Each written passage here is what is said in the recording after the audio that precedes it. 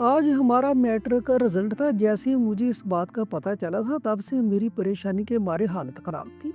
میں نے پیپرز کیسے دیے تھے، پیپرز میں کیا لکھا تھا اور میرا رزلٹ کیسے آنا تھا، اس بات کا مجھے پورا اندازہ تھا، اور شاید اس بات کا عدنان کو بھی اندازہ تھا۔ ظاہر سی بات ہے، ہم دونوں ایک ہی کلاس میں پڑھتے تھے، اسکول میں سارا دن ایک ساتھ ہوتے تھے۔ اکثر میں ہر پیریڈ میں کھڑا ہو جاتا تھا۔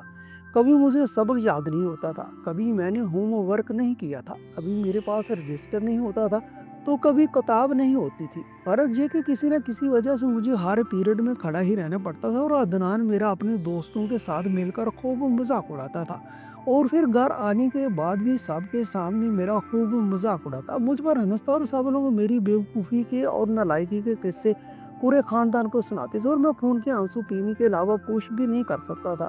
یہ سب کہتے ہوئے لوگ بھول جاتے تھے کہ میں کوئی کند ذہن بچہ نہیں تھا، میں وہی تھا جو پرائمری تک اپنے ماں باپ کے ساتھ تھا اور اپنی کلاس میں ہر سال اول آتا تھا۔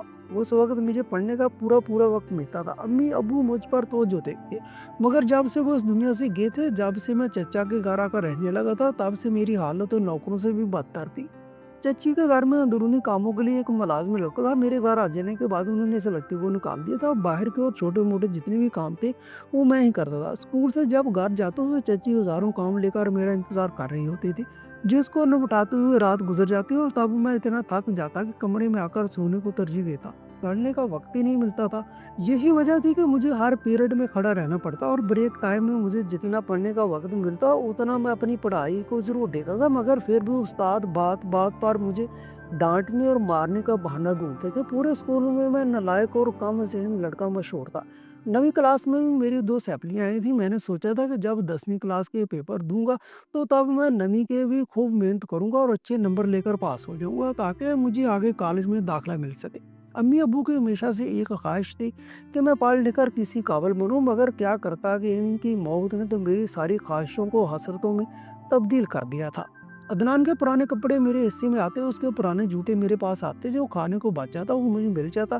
چچا یہ سب دیتے تھے، مگر پھر بھی انہوں نے اپنی آنکھیں اور کان بند کر رکھے تھے، اور جب میٹرک کے پیپر ہونے والے تھے تو تب بھی چچی کا میرے ساتھ یہی رویہ تھا۔ ذرا ذرا سے کام کے لیے مجھے تکلیف دی جاتی، پڑھنے کا مجھے وقت نہیں ملتا، اور جو میں پیپرز کی تیاری بھی نہیں کر سکا، اور اب میرے میٹرک کا رزلٹ تھا اور میں جانتا تھا کہ کیا ہونے والا ہے۔ صبح سویرے چچی نے اٹھا دیا، آج ان کے یہاں مہمان آنے والے تھے، انہوں نے مجھے سودا سلوا لینے کے لیے بازار بھیج دیا تھا۔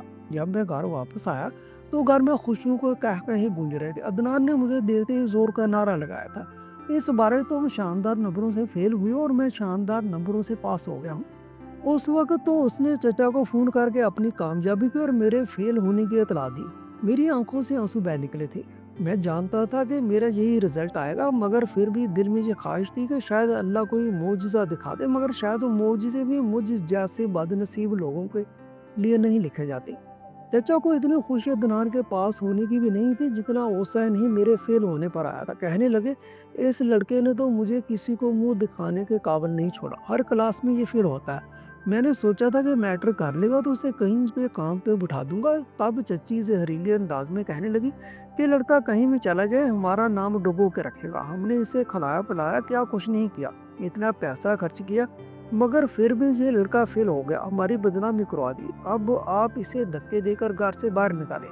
چچا کو محلے کے لوگوں نے روک کر کہا کہ اس میں بہروز احمد کی کوئی غلطی ہے، آپ کی بیوی تو ہر وقت ہی اس سے کہیں نہ کہیں کام پر لگا رکھتی ہے، بچہ شریف ہے، سر جھکا کر کام کرتا رہتا ہے، جب اسے پڑھنے کا وقت نہیں ملتا تب وہ کیا کرے۔ یہ سن کر چچا کو اور بھی غصہ آیا تھا، گھر آ کر انہوں نے مجھے خوب مارا، کہنے لگے ہمارا کھاتے ہو اور ہمارے خلاف زہر اگلتے ہو، محلے کے لوگوں کو سامنے ہمارے خلاف باتیں کرتے ہو کہ ہم تمہیں پڑھنے کا وقت نہیں دیتے، تم پر زیادتی کرتے ہیں۔ اور یہ سب سن کر چچی کا بھی جیسے اپنی بڑاس نکالنے کا موقع مل گیا تھا، وہ اپنا سینہ پیٹنے لگی اور رو رو کر کہنے لگی، یہ سب میں آپ کو بتانا چاہتی تھی آپ کا بھتیجا کیا گل کھلا رہا ہے، مگر ڈرتی تھی کہ آپ مجھے گناہ گار قرار دیں گی، آپ مجھے یہ غلط بولیں گی، آپ کے اس بھتیجے نے ہمیں کسی کے سامنے منہ دکھانے کے قابل نہیں چھوڑا، یہاں پھرتا ہے میری اور میرے بچوں کی برائی کرتا ہے، اب آپ ہی بتائیں میں کس دل سے اسے اپنے گھر میں رکھ رہی ہوں، کیسے اس کے کام کرتی ہیں، اس کے کپڑے دھونا، اسے وقت پر کھانا دینا، چھوٹے چھوٹے کام میں خود کرتی ہوں مگر پھر بھی جب باہر جا کر ہمیں بدنام کرتا ہے۔ میں نے اپنی صفائی میں بولنا چاہا کہ وہ میرے ساتھ بہت زیادتی کرتے ہیں، بہت غلط کرتے تھے، مگر جی صاحب میں نے کبھی کسی کو نہیں بتایا تھا، کبھی اپنے دل کسی کے سامنے کھول کر نہیں رکھا تھا، مگر دیکھنے والے بھی آنکھیں رکھتے تھے، وہ اندھے نہیں تھے، وہ جانتے تھے کہ اس گھر میں میرے ساتھ کیا سلوک ہو رہا ہے۔ چچا کو اور وہ غصہ آ گیا تو انہوں نے مجھے مار مار کے گھر سے باہر نکال دیا، کہنے لگے تم جیسے حرام خور کو اس گھر میں رکھنے کا کوئی فائدہ نہیں، تم صرف ہماری بدنامی کروا سکتے ہو اور کچھ نہیں، چلے جاؤ یہاں سے، آج کے بعد میں تمہاری شکل بھی دیکھنا نہیں چاہتا۔ یہ سب سن کر میں بہت رویا تھا، چچا کے سامنے ہاتھ جوڑے، خدا کے لیے چچا میرے ساتھ ایسا مت کرے، اتنا ظلم مت کرے میرے پہ، میں کہاں جاؤں، آپ کے علاوہ میرا دنیا میں کوئی بھی نہیں، جو باقی رشتے دار ہیں وہ تو مجھے رکھنے پر تیار ہی نہیں ہے، آپ ہی بتائیں میں کہاں جاؤں، میں کیا کروں۔ مگر کسی نے میری بات نہیں سنی، نہ کسی کو مجھ پر رحم آیا، ان پر میرے آنسو اور منتوں کا کوئی اثر نہیں ہوا۔ وہ پتھر دل آدمی تھے جنہیں اپنی بیوی کی زہریلی باتوں اور محلے کے لوگوں کے طعنوں نے مزید سخت بنا دیا تھا۔ انہوں نے دروازہ میرے منہ پر بند کر دیا اور میں داڑھیں مار کر روتا ہوا اس گلی کے باہر نکل آیا، جہاں میں نے اپنے بچپن کے وہ چند سال گزارے تھے جو میری زندگی کے تاریخ ترین سال ثابت ہوئے۔ میں ایک پاگل شخص کی طرح دوڑتا جا رہا تھا، مجھے معلوم نہیں تھا کہ میں کس طرف جا رہا ہوں۔ میری آنکھوں کے سامنے سے وہ تمام لمحات گزر رہے تھے جب میں اپنی ماں باپ کے ساتھ تھا، جب میں اپنی کلاس میں اول آتا تھا، جب مجھے پڑھائی کے لیے پورا وقت ملتا تھا، اور میرے چچا کے گھر میں نوکروں سے بدتر زندگی گزارنے کے بعد کے حالات۔ ہر چیز ایک فلم کی طرح میری آنکھوں میں گھوم رہی تھی اور میرے دل کو چل نکال رہی تھی۔ میں تھک ہار کر ایک سڑک کے کنارے جا کر بیٹھ گیا۔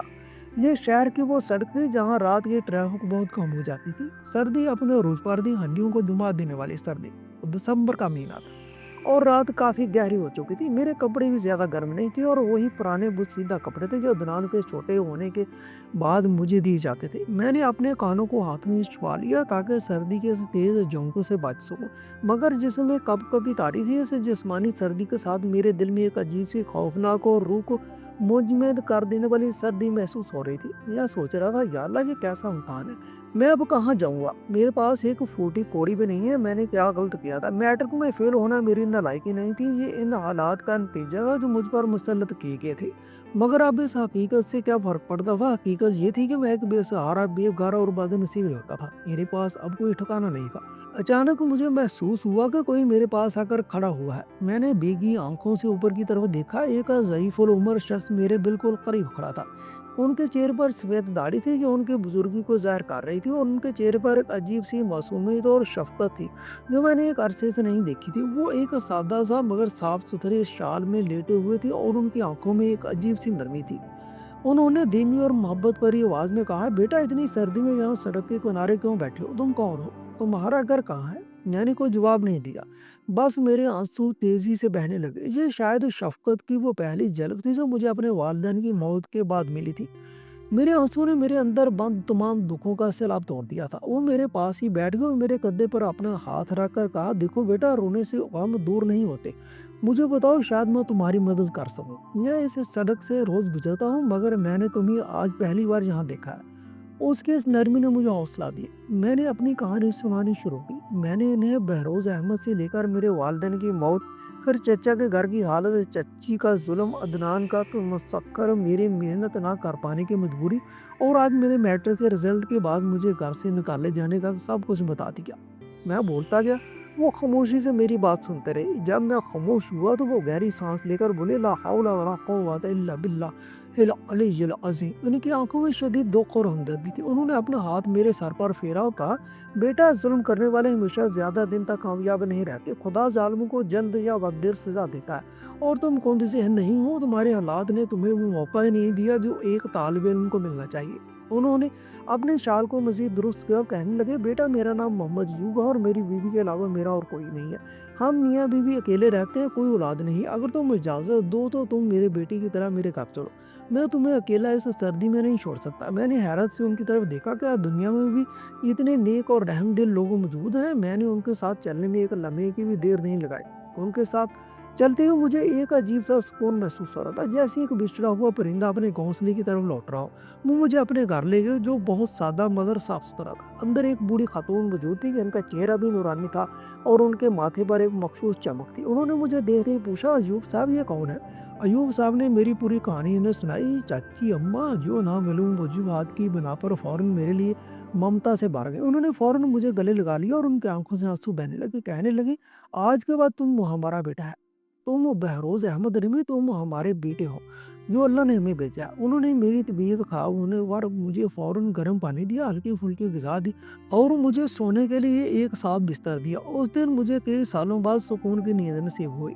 میں نے خواب میں اپنے والدین کو دیکھا جو مسکرا رہے تھے۔ اگلی صبح جب میں بیدار ہوا تو چاچی اماں اور ایوب صاحب بستر پر نہیں تھے۔ میں فوراً اٹھا اور باہر آیا تو دیکھا ایوب صاحب ایک ٹوکری اٹھا کر باہر جانے کی تیاری کر رہے تھے۔ میں نے ان سے پوچھا ابا جان آپ کہاں جا رہے ہیں؟ انہوں نے مسکرا کر کہا بیٹا میں ایک فیکٹری میں مزدوری کرتا ہوں، میری دہاڑی سے ہی ہمارے گھر کا چولہا جلتا ہے۔ یہ سن کر میرے دل کو شدید تکلیف ہو۔ میں نے سوچا میں اپنے نالائکی اور بے بسی کی وجہ سے ان پر بوجھ بنوں، یہ دونوں میری خاطر اتنی تکلیف اٹھائیں۔ اب جب اللہ نے مجھے یہ نئی زندگی دیا تو مجھے بھی کچھ کرنا چاہیے۔ میاں نے فوراً ان کا ہاتھ پکڑ لیا اور کہا ابا جان یہ میں نہیں ہونے دوں گا، میری عمر ابھی مزدوری کرنے کی ہے، میں آپ کی عمر میں آپ کو مزدوری نہیں کرنے دوں گا۔